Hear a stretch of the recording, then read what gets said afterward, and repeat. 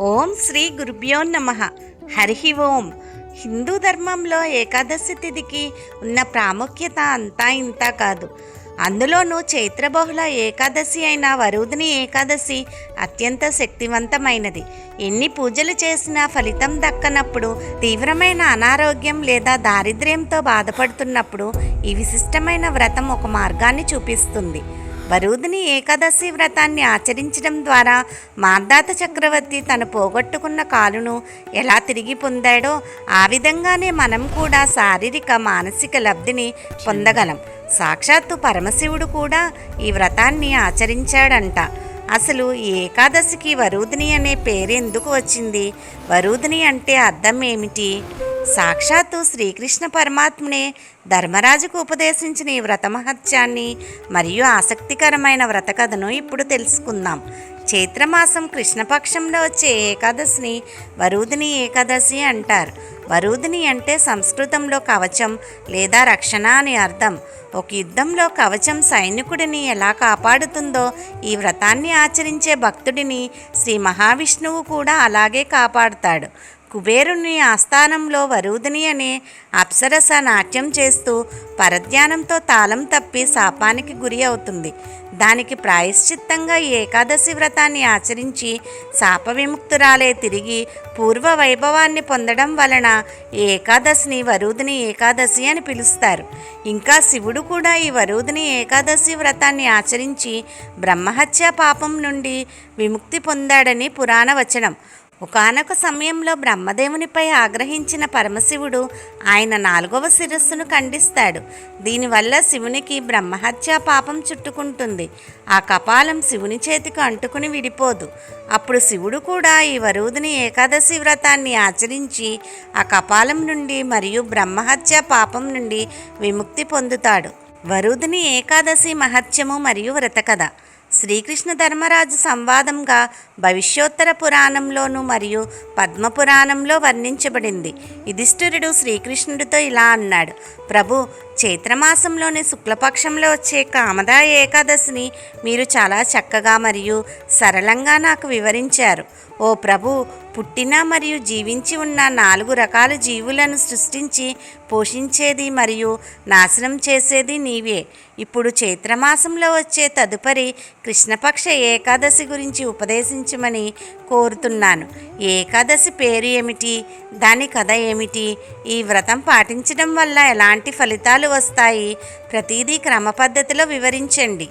దీనికి శ్రీకృష్ణుడు ఇలా అన్నాడు: ఓ రాజా, చైత్రమాసంలోని కృష్ణపక్షంలో వచ్చే ఏకాదశి తిథిని వరుధిని ఏకాదశి అని అంటారు. ఈ వరుధిని ఏకాదశి వ్రతం అదృష్టాన్ని కలిగించి సర్వపాపాలను నశింపచేసి ఇహపరాలలో మనిషికి పరమ సౌభాగ్యాన్ని ప్రసాదిస్తుంది, అంతఃకాలంలో ముక్తిని ప్రసాదిస్తుంది. ఈ ఏకాదశి వ్రతపాలనం ద్వారా మనిషి నిరంతర సుఖాన్ని పొందుతాడు. తన పాపం నశించగా అతడు అత్యంత సౌభాగ్యవంతుడు అవుతాడు. ఈ వ్రతపాలనచే అభాగ్యురాలైన సతి భాగ్యవంతురాలు అవుతుంది. పురుషుడు ఇహపరాలలో సుఖ సమృద్ధులు పొందుతాడు. వారు జన్మమృత్యువుల వలయం నుండి బయటపడతారు. సమస్త పాపం నశించగా వారు భగవద్భక్తిని పొందుతారు. మాందాత ఈ ఏకాదశి వ్రతపాలన ద్వారానే ముక్తుడయ్యాడు. దుందుమారిని వంటి ఎందరో రాజులు ఈ వ్రతపాలన ద్వారా మోక్షాన్ని పొందారు. వరుధిని ఏకాదశి వ్రతాన్ని ఆచరించడం వల్ల మనిషి 10,000 సంవత్సరాల తపఫలాన్ని పొందగలుగుతాడు. కురుక్షేత్రంలో సూర్యగ్రహణ సమయంలో 40 కిలోల బంగారాన్ని దానం చేస్తే వచ్చే పుణ్యఫలం కేవలం ఈ వరుధిని ఏకాదశి వ్రతపాలనం ద్వారా మనిషి సాధించగలుగుతాడు. ఓ రాజోత్తమ, అశ్వదానం కన్నను గజదానం శ్రేష్టమైనది. భూదానం గజదానం కన్నను శ్రేష్టమైనది. తిలాదానం భూదానం కన్నను శ్రేష్టం. సువర్ణదానం తిలాదానం కన్నను, అన్నదానం సువర్ణదానం కన్నను శ్రేష్టములైనవి. నిజానికి అన్నదానం కంటే శ్రేష్టమైన దానం ఇంకొకటి లేనే లేదు. ఓ రాజశ్రేష్ఠుడా, అన్నదానం చే మనిషి పితృదేవతలను, దేవతలను, సకల జీవులను సంతృప్తిపరచగలుగుతాడు.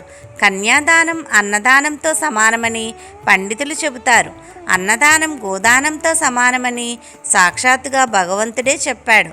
అంతేకాక దానములన్నిటిలోకి ఇతరులకు జ్ఞానదానం చేయుట అత్యున్నతమైన దానం.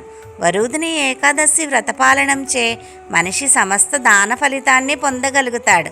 కుమార్తెను అమ్మి జీవికను సంపాదించే వ్యక్తి నిక్కంగా ఘోర పాపాన్ని మూటకట్టుకునే వాడై ప్రళయానంతరం వరకు నరకంలో పడి ఉంటాడు. కనుక ఎవ్వడనూ కుమార్తెను తాకట్టు పెట్టరాదు. ఓ రాజరాజా, లోభముచే ఎవ్వడేని కుమార్తెను అమ్ముకుంటే మరుసటి జన్మలో పిల్లి అవుతాడు.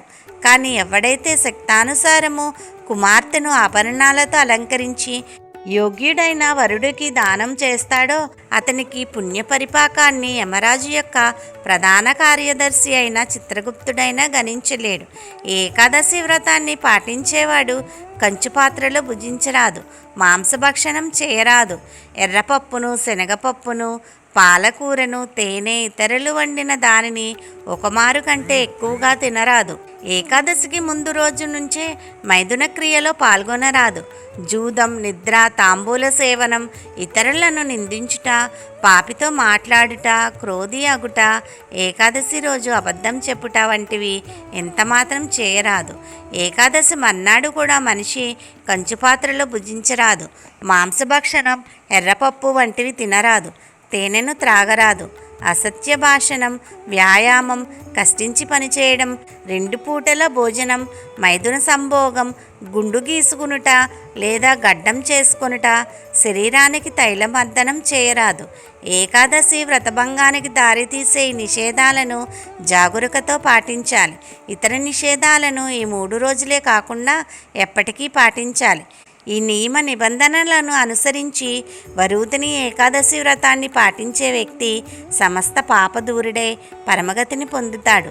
ఏకాదశి రోజున మేల్కొని ఉండి జనార్దనుని సేవించిన వాడు సమస్త పాపదూరుడై జీవిత చర్మ లక్ష్యాన్ని సాధిస్తాడు.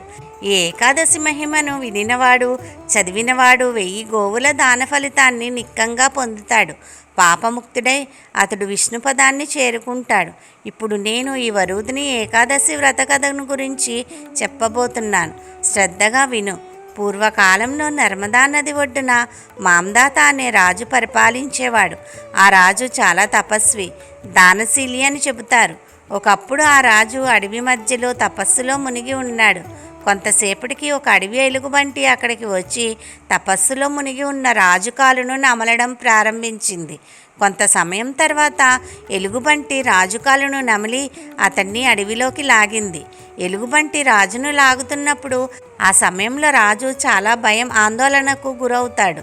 తన దేహాన్ని ఎలుగుబంటి హింసిస్తున్నా ఆ రాజు క్రోధానికి లోను కాకుండా భక్తితో ఆ శ్రీహరిని పిలవడం ప్రారంభించాడు. రాజు పిలుపు విన్న విష్ణువు అతనికి సహాయం చేయడానికి ప్రత్యక్షమయ్యాడు. ఆ తర్వాత విష్ణువు తన సుదర్శన చక్రంతో ఎలుగుబంటిని చంపాడు. కానీ అప్పటికే ఎలుగుబంటి రాజు మొత్తం కాలును తినేసింది. రాజు మాందాత కాలుపోయినందుకు దుఃఖిస్తున్నాడు. అది చూసిన విష్ణువు చాలా బాధపడి రాజుతో ఇలా అన్నాడు: ఓ రాజా, దుఃఖించవద్దు. ఈ ఎలుగుబంటి నిన్ను ఏం చేసినా అది నీ పూర్వజన్మ కర్మఫలం. ఇది సమసిపోవడానికి నీవు మధురకు వెళ్ళి నా వరాహ అవతారాన్ని పూజించి వరుదిని ఏకాదశి వ్రతాన్ని పాటించమని చెప్పి వరుదిని ఏకాదశి వ్రత ప్రభావంతో నీ పాపములన్నీ నశించి తిరిగి అన్నిటినీ పొందగలుగుతావు అని ఆశీర్వదిస్తాడు. శ్రీ మహావిష్ణువు ఆదేశానుసారం మాందాతారాజు మధురా నగరానికి వెళ్ళి వరుదిని ఏకాదశిని పూర్తి భక్తి శ్రద్ధలతో ఆచరిస్తాడు. ఈ ఏకాదశి వ్రత ప్రభావం వలన రాజుగారి శరీరం మళ్ళీ దృఢంగా మారి ఈ వరుదిని ఏకాదశి నాడు ఉపవాసం ఉండడం వల్ల రాజుకు స్వర్గప్రాప్తి కలుగుతుంది. అందువల్ల భయంతో బాధపడుతున్న ఎవరైనా తప్పనిసరిగా వరుదిని ఏకాదశి వ్రతాన్ని ఆచరించిన వ్రతమహత్యమును కథను విన్న భయాలు అన్నీ తొలగిపోయి సర్వశుభాలు పొందుతారు. శ్రీహరి కృప అందరిపైన ఉండాలని కోరుకుంటూ సర్వం శ్రీకృష్ణార్పణమస్తు. స్వస్తి.